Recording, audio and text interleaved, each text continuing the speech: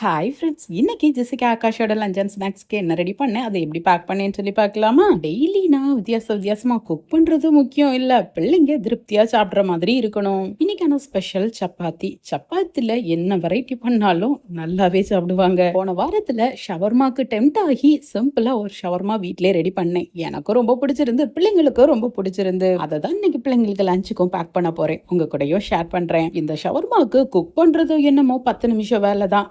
ஆனா இதுக்குரிய ப்ரிப்பரேஷன் கொஞ்சம் டைம் இருக்கும். உட்கார்ந்திருந்து பொறுமையா இருக்கிற கட்டிங் எல்லாமே முடிச்சு வச்சிருக்கேன்.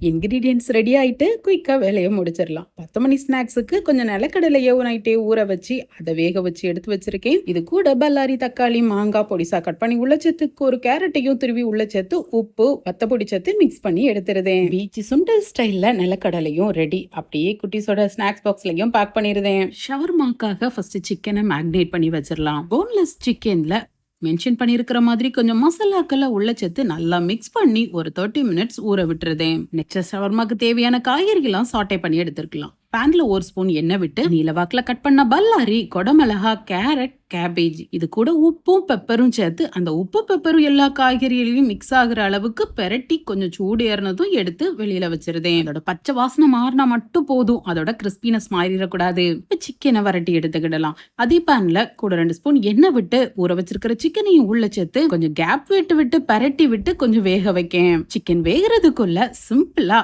பன்னீர்ல ஒரு மயோவும் ரெடி பண்ணிட்டு வந்துருதேன். இதுல கிரீம் சீஸ் சேர்த்திருக்கிறதுனால நல்ல கிரீமியாவே இருக்கும். குக்காக விட்டுருக்க சிக்கன்ல எக்ஸ்ட்ரா மசாலா இல்லாம சிக்கன்லயே நல்லா கோட்டாகி உதிரி உதிரியா ஆனா போதும் சிக்கனும் ரெடி. இப்ப இதை அப்படி லைட்டா உடைச்சு விட்டு எடுத்து வைக்கேன். ஆல்ரெடி கோதுமை மாவுல உப்பு தண்ணி விட்டு நல்லா மிக்ஸ் பண்ணி ஃபைனலா கொஞ்சம் எண்ணெயும் ஊத்தி நல்லா திரட்டி சாஃப்ட் டோவா மிக்ஸ் பண்ணி வச்சிருந்தேன். இப்ப அந்த சப்பாத்தி மாவுல ஒரு பெரிய பாலா எடுத்து அதை பரத்தி சூடான களத்திலையும் போட்டு 2 சைடும் வேக வச்சு எடுக்கேன். இந்த ஷவர்மாக்காக பிசைறதுனால மாவு கொஞ்சம் இலக்கமா தான் பிசைஞ்சிருக்கேன். சப்பாத்தியும் நல்ல சாஃப்டாவே வந்திருக்கு. இப்ப ஷவர்மாக்கான எல்லாமே ரெடி பண்ணிட்டோம். இப்ப பிளேட்டிங் பண்ணிடலாம். சப்பாத்தில ரெடி பண்ணி வச்சிருக்கிற மயோ, மிக்ஸ் பண்ணி வச்சிருக்கிற வெஜிடபிள், பொரிச்சு வச்சிருக்கிற சிக்கன், அதுக்கு மேலேயும் கொஞ்சம் மயோ, கொஞ்சம் ஸ்வீட் சில்லி சாஸையும் ஊத்தி அப்படியே ரோல் பண்ணிட வேண்டியதான். இப்ப இந்த ஷவர்மாவை பிள்ளைங்க ஸ்கூல்ல வச்சு எடுத்து சாப்பிடுறதுக்கு ஈஸியா 2ஆ கட் பண்ணி அதை அப்படியே பாக்ஸ்லயும் எடுத்து வைக்கேன். இந்த ஷவர்மாவை மஸ்ட் ட்ரை பண்ணி பாருங்க. இது கூட தொட்டுக்கிறதுக்கு சாலடுக்காக குக்கும்பரை தோலை நீக்கிட்டு பொரிசா கட் பண்ணி எடுத்து வைக்கேன். பிரேக்ஃபாஸ்ட்டுக்கு அவிச்ச முட்டையில உப்பும் பெப்பரும் போட்டு எடுத்து வச்சு ஒரு பீஸ் ஷவர்மாவோட பிள்ளைங்களுக்கு சாப்பிடவும் கொடுத்துட்டேன். ஓகே ஃப்ரெண்ட்ஸ், இந்த லஞ்ச் காம்போ பிடிச்சிருச்சுன்னா ஒரு லைக் கொடுத்துக்கோங்க.